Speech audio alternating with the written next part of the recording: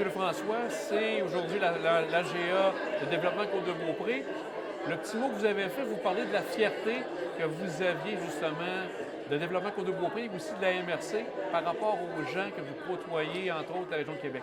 Oui, bien, c'est parce que c'est sûr que mon poste m'amène à travailler en dehors de la MRC et je reçois des commentaires positifs de mes collègues et même on me demande des conseils sur notre stratégie, notre organisation, parce que la MRC, avec Développement Côte-de-Beaupré, qui est le bras droit économique de la MRC du territoire, on fait un excellent travail. On a des résultats qui sont positifs pour le secteur. Donc, je me fais le plaisir de ramener les bonnes paroles qu'on me dit de l'extérieur parce que c'est agréable d'avoir des commentaires positifs sur l'excellent travail que Développement Côte-de-Beaupré fait avec nous. Aussi, la pandémie était là, mais je pense que malgré ça, vous êtes satisfait des résultats que vous voyez actuellement? Oui, on est satisfait, on est content parce que, encore là, on a des bonnes ressources qui travaillent avec nous. La pandémie, ça n'a pas été facile pour personne, mais quand même, on s'est bien relevé. On a toujours levé la main, on a toujours été présent. Donc, l'organisation s'en est bien tirée, puis on espère qu'on va s'en sortir le mieux possible dans les prochains mois. Aussi, un autre service qui rend un peu jaloux, un peu envieux, c'est Plus Mobile.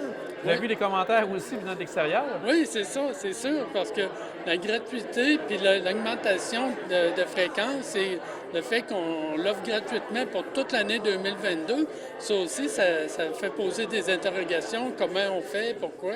Mais on s'entend que Plus Mobile, c'est un transport collectif qui est là pour durer. Donc, nous, on veut faire la promotion et plus qu'il va y avoir de gens qui vont l'utiliser, plus qu'on va augmenter les fréquences. Donc, là aussi, on a des commentaires qui sont positifs pour notre secteur et ça rejaillit un peu partout. Partout sur le territoire.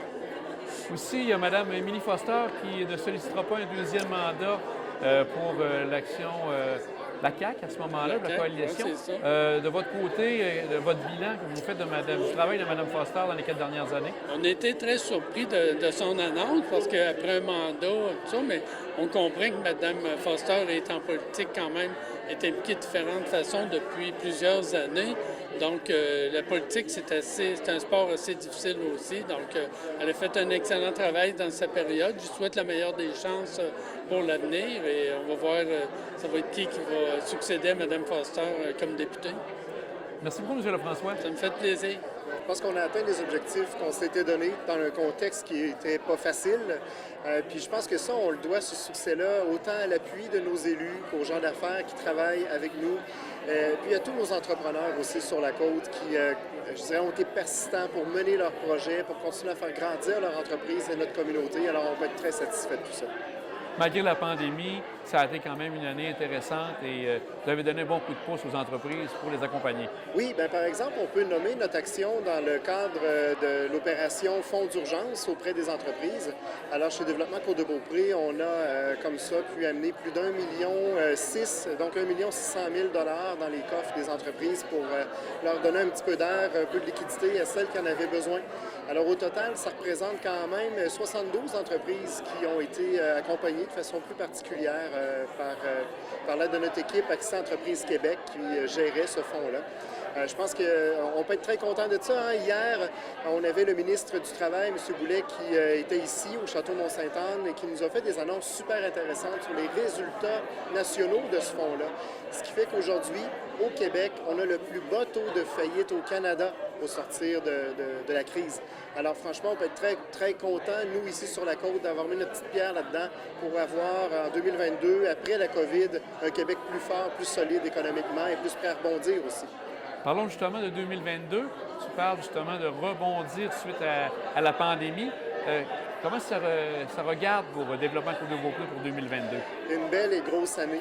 Je vous dirais, un des premiers projets qu'on peut renommer, c'est la fin des travaux d'aménagement du quai. avec tout ce qui s'ensuit à Sainte-Anne-de-Beaupré. Alors, ça va être vraiment une belle année où je pense qu'on va être de plus en plus fiers de notre sanctuaire, de plus en plus fiers de notre Sainte-Anne-de-Beaupré. On s'attend à un afflux important de visiteurs qui vont venir profiter de ces nouvelles installations-là. Un flux important de nouveaux investissements aussi. Déjà, on le sent sur le terrain, il y a des immeubles qui se vendent, qui se rénovent, il y a des commerces qui ouvrent. Alors ça, je pense que c'est vraiment très positif, porteur d'avenir. Autre projet qu'on va suivre avec beaucoup d'attention, c'est le développement de notre service de transport collectif plus mobile. Vous savez que la MRC a décidé d'octroyer aux citoyens de la Côte-de-Beaupré la gratuité pour le service de transport collectif. C'est important cette année parce qu'on est, après la pandémie, en relance. Et déjà, les chiffres parlent, les gens sont au rendez-vous, les citoyens montent à bord. Entre mars et avril, déjà une progression de 20 de la fréquentation. Alors ça, c'est très positif. Positif d'autant plus dans le contexte où l'essence est presque à 2 le litre, où les stationnements coûtent de plus en plus cher quand on veut aller travailler en ville, étudier en ville. Alors je pense que c'est important comme territoire accueillant d'avoir un bon service de transport collectif qui répond aux besoins des gens. Alors ça, pour nous, c'est un autre gros dossier. Ensuite, je vous dirais une nouveauté, peut-être. Le conseil de la MRC nous a confié une somme importante, 1 million de dollars, afin de supporter l'accélération du développement des zones industrielles à Saint-Tite-des-Caps.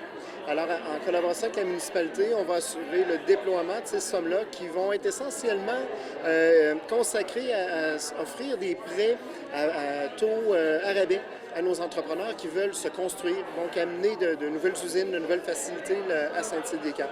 Alors ça va être aussi un gros morceau pour notre équipe d'ajouter à son portefeuille ce nouvel outil-là. Écoutez, dans les autres grands projets, on ne peut pas passer à côté, bien sûr, du soutien qu'on veut continuer à apporter à nos deux grands attraits, le sanctuaire Sainte-Anne-de-Beaupré et le Mont-Sainte-Anne. Je pense qu'on doit continuer comme milieu à investir dans ces lieux-là pour les aider à continuer à rayonner, à attirer la clientèle de l'étranger aussi. Et donc, c'est des nouveaux dollars qu'on a dans notre communauté, dans nos entreprises. Alors ça, c'est aussi très, très important. Je vous dirais, on a plein de projets aussi en ce qui concerne l'amélioration du paysage, la culture, l'agroalimentaire. Tous ces secteurs-là sont importants et bénéficient de notre action et de nos investissements cette année encore. Tu parlais, entre autres, justement, de deux gros acteurs, le sanctuaire et le Mont-Sainte-Anne. Est-ce que les communications sont bonnes avec eux pour, justement, leur proposer des avenues, des nouvelles possibilités? Absolument.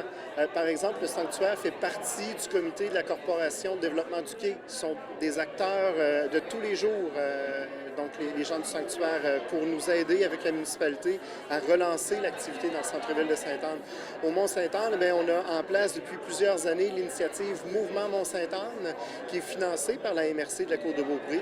Et c'est via ce programme-là qu'on a, par exemple, avec la montagne, développé les nouveaux sentiers de vélo dans les dernières années. Et ça, c'est un succès énorme. Je dirais les gens de partout au Québec regardent maintenant le nouveau rayonnement du Mont-Sainte-Anne dans le produit vélo. On sait que la montagne a tout le temps été un flagship pour ce produit-là au Québec avec le Vélirium, un événement phare qui revient cette année aussi, dans lequel on a investi une somme importante aussi. On a pris une décision d'investir 100 000 $ au bénéfice de la relance du Vélirium cette année. Alors ça va être, je pense, un événement majeur qui va se tenir à la montagne et qui va nous aider à redonner au Mont-Sainte-Anne toutes ses lettres de noblesse aussi. On en est très fiers de notre montagne et on veut qu'elle continue à rayonner. Isabelle Tremblay, qui est une adjointe, parlait d'une date importante aussi pour le 15 septembre. Donc, c'est de la formule qui revient comme l'an passé pour le gala reconnaissance? En fait, c'est pas le gala. Le gala a reporté d'une année. Malheureusement, vous comprenez, le gala, c'est une grosse machine et on n'avait pas le contexte en début d'année à cause de la pandémie pour organiser ça. Ça demande beaucoup de travail, de mobilisation auprès des commanditaires. Alors, on a décidé de revenir encore cette année avec une formule allégée. Oui, le 15 septembre, ici au centre de congrès du Mont-Sainte-Anne. Alors, tous les détails vont venir bientôt, mais ce qu'on demande aux gens, c'est de réserver cette date-là importante à leur agenda. 15 septembre, une belle soirée de la rentrée pour reconnaître nos entrepreneurs et nos citoyens émérites.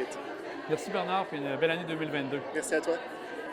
Pour le bilan 2021, on était encore en pandémie malheureusement, mais par contre, on a quand même des bons résultats.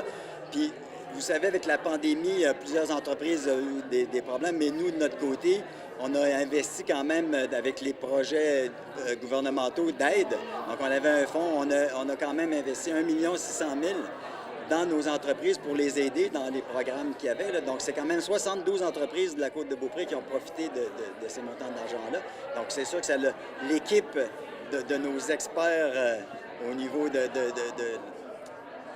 des entrepreneurs puis de l'aide qu'on a apportée. Donc, on a une équipe maintenant avec Expertise Québec.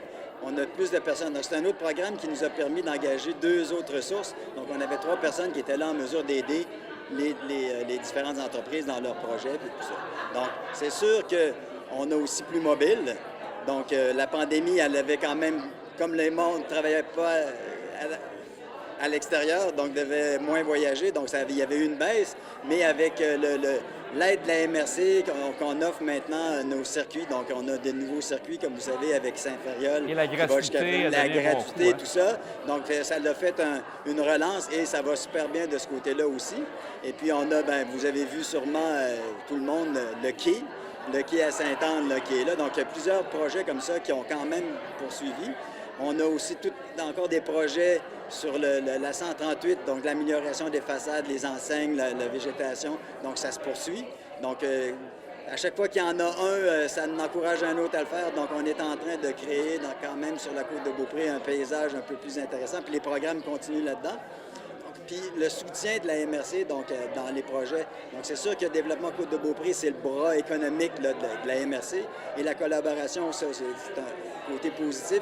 La collaboration est superbe avec les élus, tout ça. Donc, on a vraiment une bonne entente et les projets avancent quand même très bien dans la région. Donc, je remercie justement les élus pour tout ça parce qu'on a quand même un essor. Puis il y a plein de petits projets encore.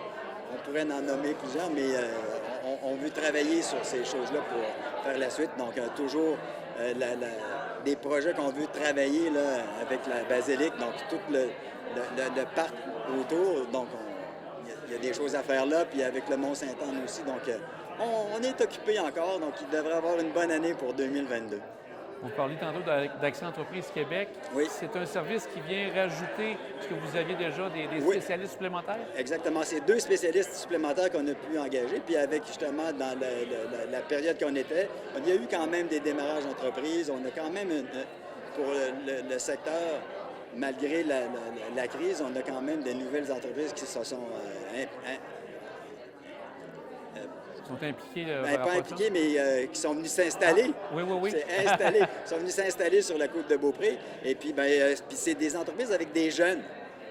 Donc, ça aussi, là, on sent un renouveau. Donc, il y a des activités qui se font, puis on voit que la population de jeunes revient puis qui partent des entreprises. Donc, ça, c'est un bon signe. Parce qu'ils sentent que ça bouge. Puis donc, là-dessus, on est bien content. Aussi, vous parliez, bon, bien sûr, des maires, des élus qui ont été une bonne collaboration. Mais vous avez parlé aussi des employés de développement Côte-de-Beaupré qui ont été un support incroyable en l'année 2021. Ah, bien ça, c'est sûr. Bien, comme je dis, l'équipe, ça, c'est une force qu'on a quand même à Développement Côte-de-Beaupré. L'équipe qu'on a en place, il y en a plusieurs, ça fait plusieurs années. Et justement, il y a des nouveaux postes qui se sont embarqués. Donc, on s'est joint à de nouvelles personnes, mais encore qui s'intègrent, qui se sont bien intégrés. Donc, l'équipe, malgré le travail à distance qu'il y a eu, tout ça, ça a continué à collaborer ensemble. On a pu justement réaliser plusieurs projets. Puis, non, ça là-dessus, c'est très positif. Oui, une super équipe. Puis notre conseil d'administration, nos comités, il y a plusieurs personnes qui sont impliquées. Et puis les gens sont là, puis ils participent et c'est merveilleux. Bien, merci beaucoup, M. Robitaille. Puis une bonne année pour 2022 pour Développement Côte-de-Beaupré. Merci beaucoup. Au revoir.